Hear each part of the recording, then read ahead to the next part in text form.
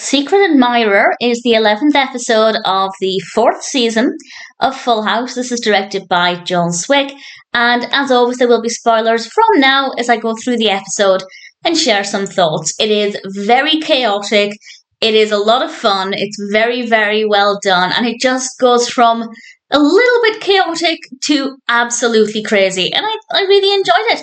It starts off adorably with Michelle eating all of the middles out of the cookies.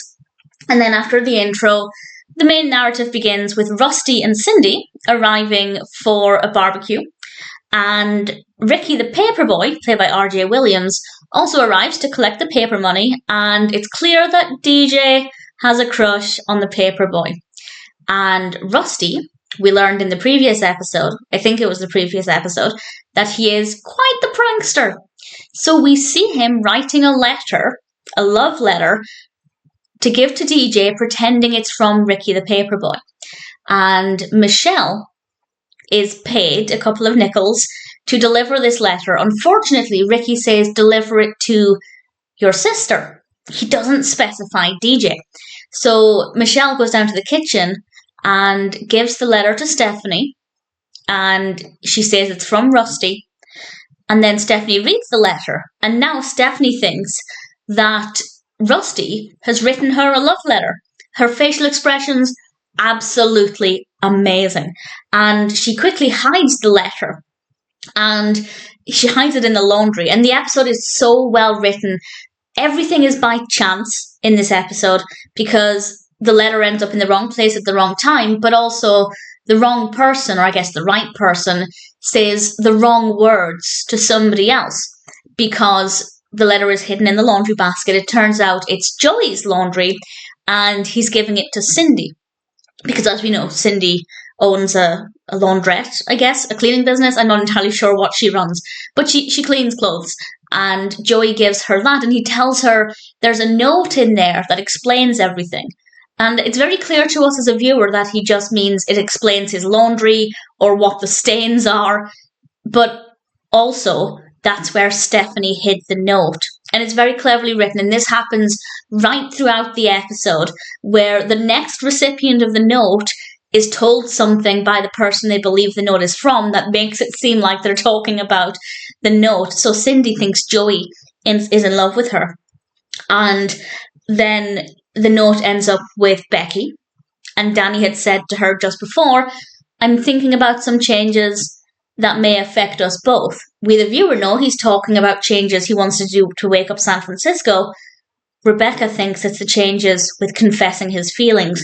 And then it very cleverly gets passed around. I won't go into every tiny detail about how the letter gets from one person to the next, but it ends up with Kimmy, which was quite surprising. Kimmy was a delight in this. She thinks it's from Jesse. Didn't see that coming. And she decides to go and gloss and floss, which is an expression I'd never heard. Well, I've seen this episode before, so I would have heard it at least once, but I found that to be quite delightful. And then Jesse finds that the note is with Becky, so he doesn't think the note is for him. He thinks either Joey or Danny has written the note to Becky, which was a clever twist.